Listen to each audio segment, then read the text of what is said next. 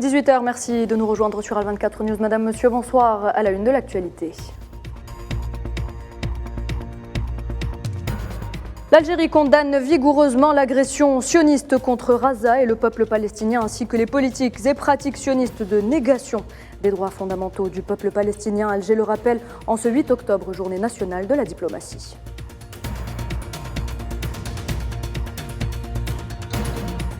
L'agression sioniste contre la bande de Gaza se poursuit pour la deuxième journée consécutive. Le bilan des victimes s'élève à 370 martyrs et 2200 blessés. Plus de 600 Palestiniens sont morts depuis le début de l'année 2023.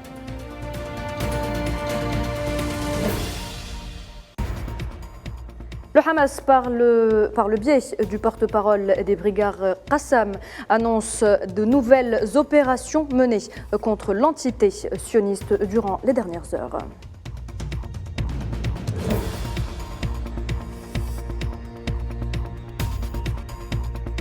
En Palestine, toujours le Premier ministre palestinien met en garde contre tout alignement international avec l'entité sioniste. Mohamed Shtayyeh qui insiste sur le fait qu'une telle attitude est synonyme de caution des crimes sionistes contre le peuple palestinien.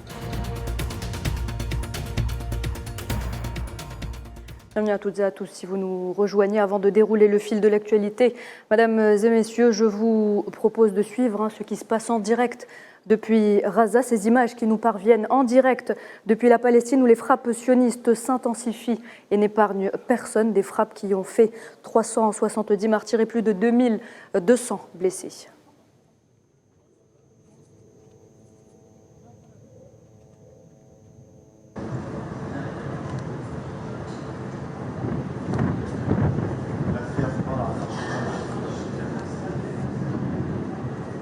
Alors ces images nous parviennent en direct depuis Gaza. Ce sont des frappes sionistes qui s'intensifient depuis ce matin, n'épargnant personne.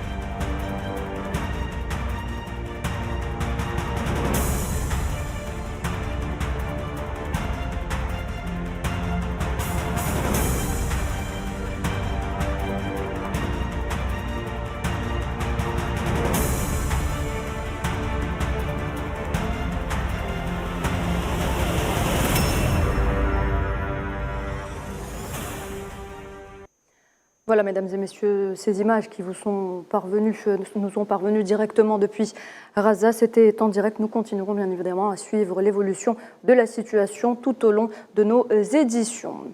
Retour donc sur cette actualité brûlante. L'Algérie condamne vigoureusement cette agression sioniste contre Gaza et le peuple palestinien, ainsi que les politiques et pratiques sionistes de négation des droits fondamentaux du peuple palestinien. Le ministre des Affaires étrangères algérien a célébré ce dimanche 8 octobre la journée nationale de la diplomatie, l'occasion de réaffirmer les principes intangibles de l'action diplomatique algérienne.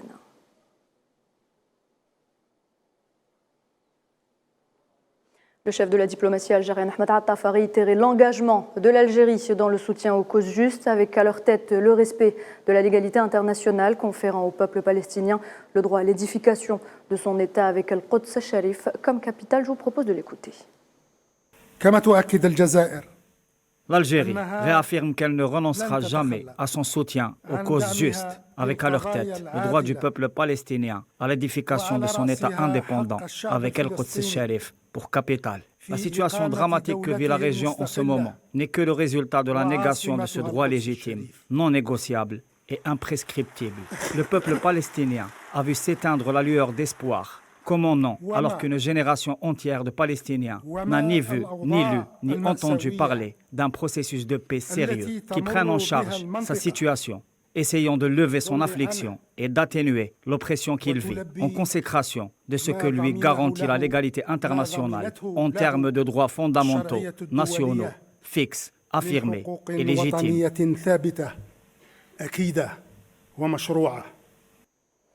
Alors nous le disions en titre, l'agression sioniste contre la bande de Gaza se poursuit pour la deuxième journée consécutive. La Palestine, où un nouveau pilonnage de l'aviation sioniste a été enregistré aujourd'hui. Des tirs qui n'ont épargné personne. Une énième agression de l'occupant qui se poursuit encore maintenant et qui augmente le bilan des victimes tombées en martyrs d'heure en heure.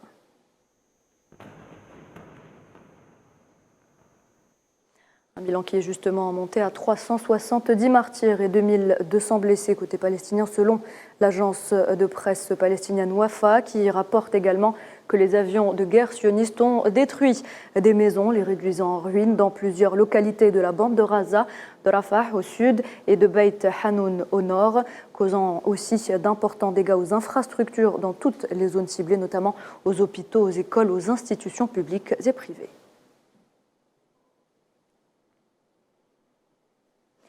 Et les Palestiniens ne sont pas au bout de leur peine. L'année 2023 est la plus meurtrière dans ce pays. Selon les chiffres du ministère palestinien de la Santé, près de 600 martyrs sont tombés sous les balles et les bombes de l'entité sioniste.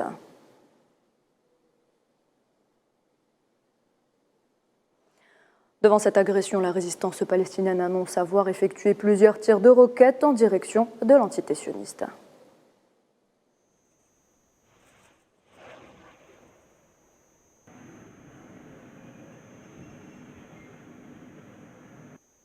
Et qui dit résistance dit Hamas, lui annonce de son côté avoir effectué de nouvelles opérations contre l'entité sioniste durant les dernières heures. Je vous propose justement d'écouter à ce propos Abu Ubaïda, porte-parole des brigades Qassam.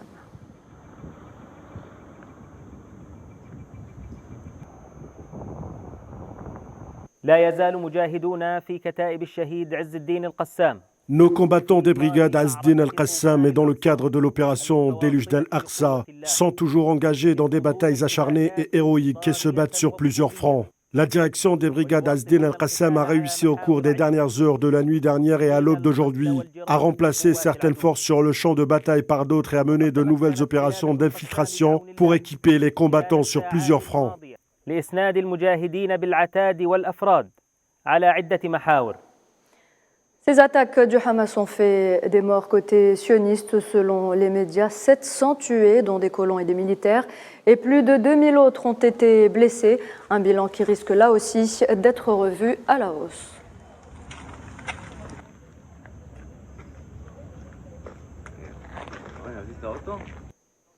Et en plus de ce bilan, l'armée sioniste annonce que 100 prisonniers de guerre sont actuellement entre les mains de la résistance palestinienne.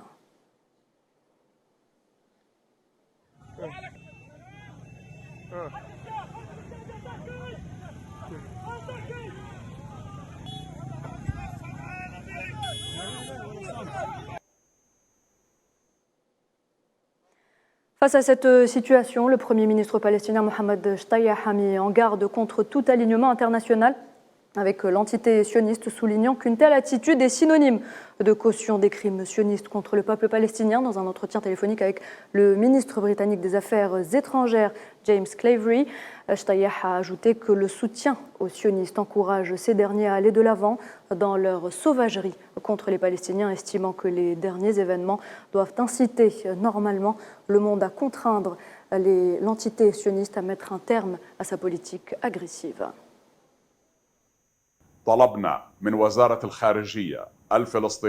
Nous avons demandé au ministère des Affaires étrangères palestinien d'orienter nos représentations internationales afin qu'elles expliquent notre position sur la situation que vit notre peuple dans la ville occupée d'Al-Quds, concernant notamment les profanations récurrentes de la sainte mosquée Al-Aqsa, ainsi que sur le terrorisme des colons, mais aussi concernant le blocus de la bande de Gaza, mais aussi l'escalade qui marque le moment, avec la possibilité que celle-ci connaisse une recrudescence dans les prochains jours. Voilà pourquoi il faut absolument arrêter les agressions sionistes afin de parvenir à un horizon politique qui mette un terme à l'occupation. Le peuple palestinien est uni où qu'il soit. Quand il souffre quelque part, nous souffrons partout. Et c'est pourquoi il faut mettre un terme à cette affliction en mettant fin à la colonisation par l'édification de notre État palestinien indépendant et le retour des réfugiés chez eux.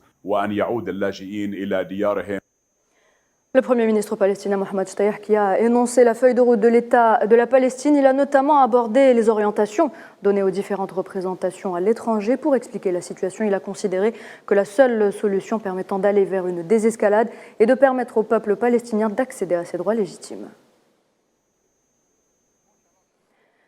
Et puis nous retournons à Gaza tout de suite pour voir l'étendue des dégâts. La Palestine qui est toujours sous ces bombardements incessants de l'entité sioniste. Les Palestiniens qui malheureusement devront une fois de plus passer une nuit sous ces bombes, sous ces rafales.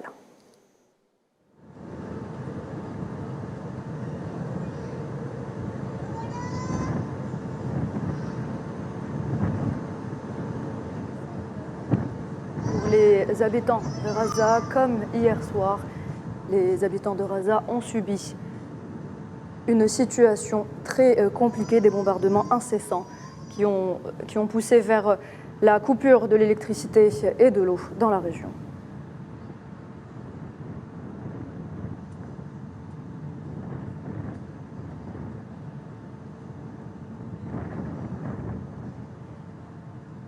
Et bien évidemment, nous suivrons pour vous l'étendue des dégâts et minute par minute la situation en Palestine.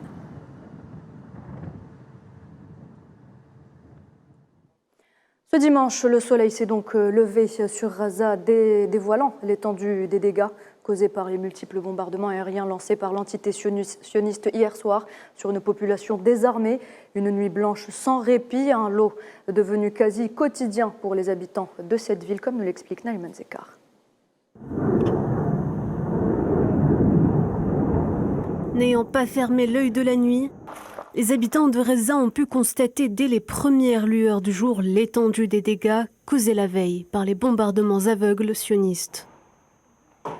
Presque assourdis par le brouhaha des explosions, c'est dans le silence qu'ils déambulent dans ce qui était, pas plus tard qu'hier, leur quartier de résidence.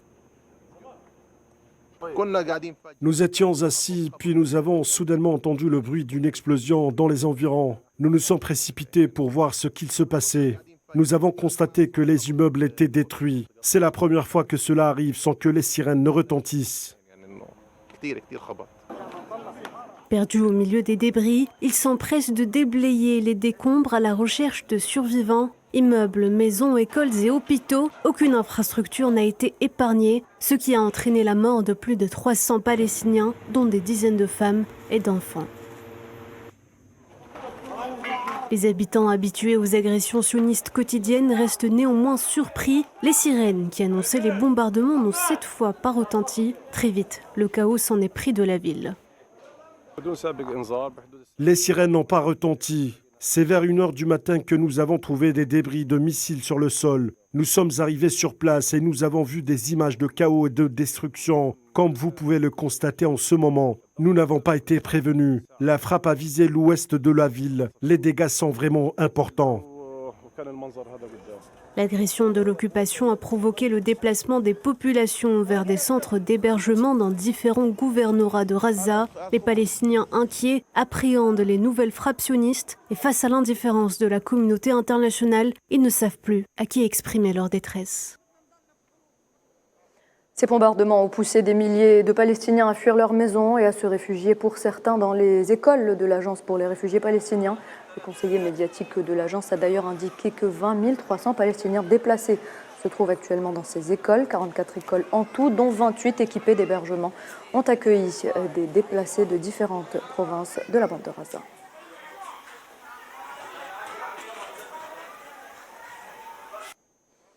Gaza, cette enclave palestinienne soumise au blocus sioniste depuis l'année 2007, une succession de 15 effarantes années de guerre, des martyrs, de la pauvreté et du chômage. Retour sur un conflit sans fin avec Iman Merad. La riposte de grande ampleur orchestrée par le Hamas samedi contre l'entité sioniste survient après des décennies d'un perpétuel et meurtrier persistant conflit tuant des milliers de Palestiniens. Une guerre qui contraint des familles entières à vivre sous occupation sioniste et crée une peur constante face à l'imminence de tirs de roquettes et de bombardements. Gaza aujourd'hui, une enclave palestinienne éprouvée par les conflits, la pauvreté et les blocus, une succession de 15 longues années de guerre contre l'entité sioniste. Limitée au nord et à l'est par le reste des territoires palestiniens occupés, à l'ouest par la Méditerranée et au sud par l'Égypte, la bande de Gaza est un territoire exigu de 360 km², long de 41 km et large de 6 à 12 km. Abritant plus de 2 millions de Palestiniens, soit de près de 6 000 habitants au kilomètre carré, l'une des plus fortes densités de population au monde. En juin 2006, l'opération Pluie d'été, la première offensive militaire sioniste menée sur le sol de la bande de Gaza depuis le plan de désengagement unilatéral mis en application à l'été 2005, une offensive qui constituera la première étape d'une opération de plus large envergure imposant un blocus terrestre, aérien et maritime à l'enclave après l'enlèvement d'un soldat sioniste qui sera libéré en 2011. Fin 2008, les colons sionistes lancent une nouvelle offensive aérienne puis terrestre, bilan 1440 martyrs palestiniens.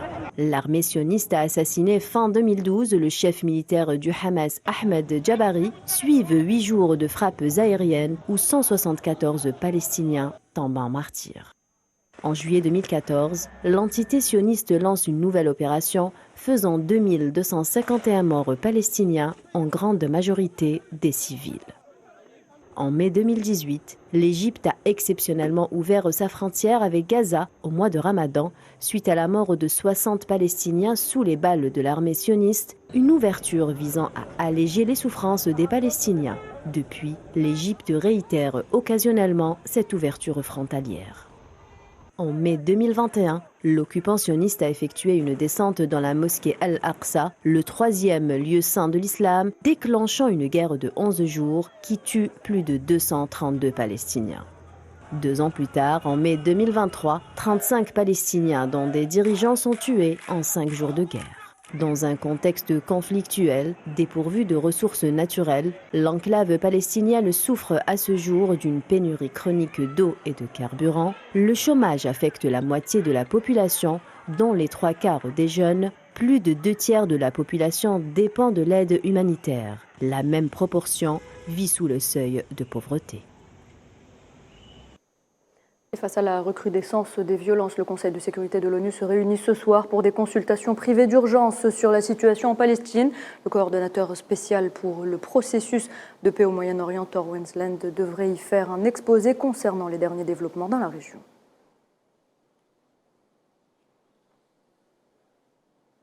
Par ailleurs, sachez que les forces de l'occupation sioniste ont frappé ce dimanche le sud du Liban, une provocation de plus alors que l'escalade des tensions ne faiblit pas.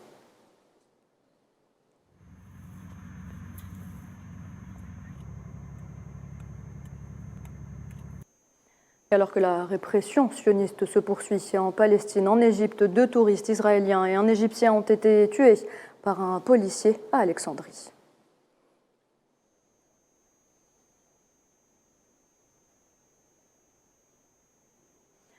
Dans l'actualité également, un mois après les inondations meurtrières qui ont touché la ville de Darna en Libye et fait plus de 4000 morts et plus de 10 000 disparus, les Libyens sont toujours sous le choc alors qu'une grande partie des infrastructures médicales de l'est du pays a été gravement endommagée par la tempête. Les centres de soins qui étaient déjà débordés avant la tragédie se trouvent encore sous la pression. La route menant vers la reconstruction d'un Darna sinistré s'annonce longue et difficile. Mohamed Ali Ben Shaban.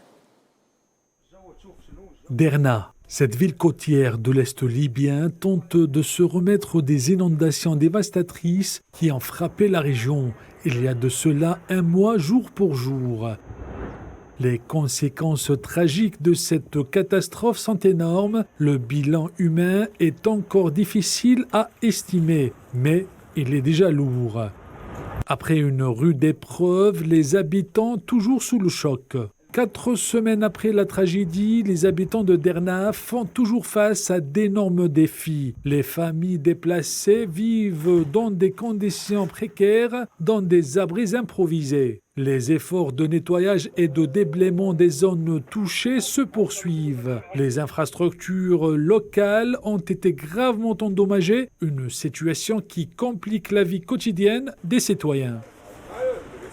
La reconstruction à long terme de Derna est un défi majeur pour les autorités locales. Objectif primordial, reloger les sinistrés. Les pertes matérielles sont considérables et la réhabilitation des infrastructures prendra du temps, ce qui nécessite d'importantes ressources.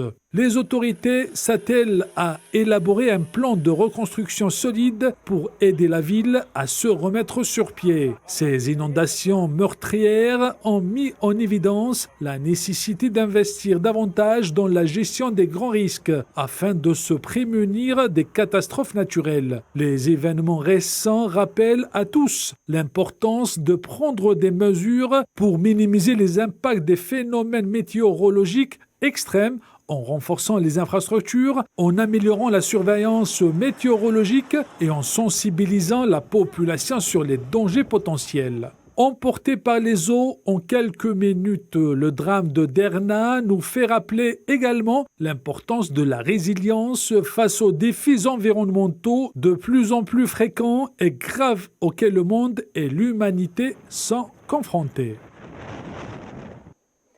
Autre bilan macabre en Afghanistan, cette fois-ci, plus de 2000 personnes ont été tuées et plus de 9000 blessées lors du séisme qui a secoué samedi la province d'Hérat et d'autres provinces à l'ouest du pays. Le séisme de magnitude 6.3 sur l'échelle de Richter a été suivi de 8 fortes répliques.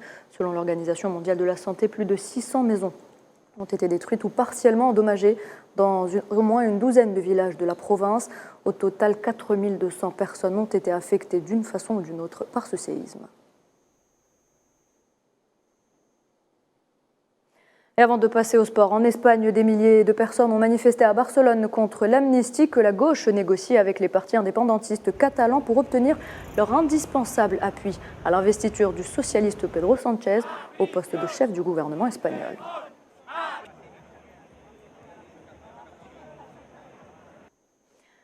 Le sport, on en parle avec du football. Un mois de décembre crucial qui s'annonce pour les Verts. Le sélectionneur national Jamel Belmadi a justement animé une conférence de presse ce matin. Retour sur les annonces phares avec Salah Faisal. La maison du football algérien a élu un nouveau boss, Walid Sadi. Avec le nouveau président de la FAF, les objectifs et les perspectives ont changé. L'Algérie a retiré sa candidature pour l'organisation de la CAN 2025-2027. Les Fanacs ont un seul objectif, gagner, remporter le trophée, quel que soit le pays hôte, en passant par la CAN ivoirienne. C'est ce qui a confirmé le sélectionneur d'Algérie, Jamel Belmadi, lors de la conférence de presse qui précède le stage des Verts pour ce mois d'octobre. Contre toutes les équipes, vous savez, c'est de gagner les matchs. Mais par contre, on va être... toute compétition, tout match qui se présente à nous, c'est pour les gagner. À 4 mois du début de la CAN, Belmadi est en train d'évaluer et de tester les joueurs, une liste élargie qui exige de la concurrence et la stabilité dans le rendement, mais aussi des automatismes et une vision tactique nouvelle avec des profils différents. Le sélectionneur national Jamel Belmadi a retenu 25 joueurs, une liste cohérente et prometteuse, dont 2 perles, 2 jeunes attaquants. Le très attendu Amin Gouiri, 23 ans, joueur du Stade Rennais qui pourrait jouer le rôle d'attaquant de pointe et offrir à Belmadi une solution tactique. Amin Gouiri, on lui souhaite la bienvenue et beaucoup de succès, Tawfiq Inch'Allah. Il n'a pas à présenter pour ceux qui suivent le football. Le deuxième nouveau joueur a le ballon dans l'ADN. Béchir Belloumi, 21 ans, le fils de l'icône emblématique Lakhdar Belloumi. Béchir a hérité le talent de son père et pour s'imposer et sortir de son ombre, Béchir s'est illustré au Portugal avec son club Frenzy. Le choix des adversaires des Verts pour ce mois d'octobre a été important et chaque match répond à certaines caractéristiques. Le 12 octobre, les Fanacs affronteront le Cap-Vert au stade Shahid Hamlaoui de Constantine et l'Égypte le lundi 16 au stade Haza'a Ben Zayed aux Émirats Arabes Unis. Cap-Vert regroupe un petit peu le style de jeu, les qualités plus ou moins d'une équipe comme le Mozambique, football un petit peu d'origine, par essence portugaise. On n'a jamais joué, en tout cas sous mon mandat, on n'a encore jamais joué contre ce genre d'équipe. La concurrence est rude et aucun joueur n'est à l'abri. Belmadi décidera après les 2 matchs des qualifications de la Coupe du Monde prévus au mois de novembre face à la Somalie et le Mozambique. Seulement, le plus performant s'envolera vers la Côte d'Ivoire, la régularité et la devise de Balmadi. Et voilà, c'est la fin de cette édition. Merci de l'avoir suivi. L'information continue sur Al24 News. Très bonne soirée et à demain.